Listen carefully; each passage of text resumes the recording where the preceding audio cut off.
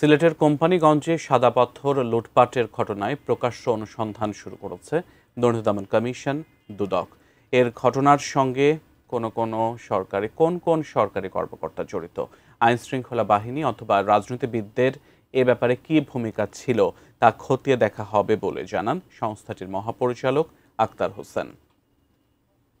ভারতের মেঘালয় রাজ্যের খাসিয়া জয়ন্তিয়া পাহাড়ের পাদদেশে ধলাই নদীর উৎসমুখের অংশটি মূলত সাদা পাথর পর্যটন কেন্দ্র। সিলেটের ভোলাগঞ্জ পাথর কোয়েরি এই সাদা পাথর এলাকার পাশে।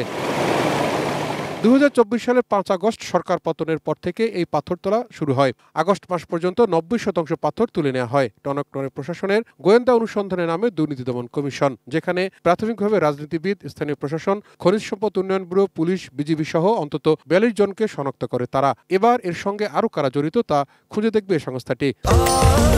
স্বাস্থ্যকর অল টাইম ফ্যামিলি কেক, সব সময় অল টাইম হেলদি লাইফ।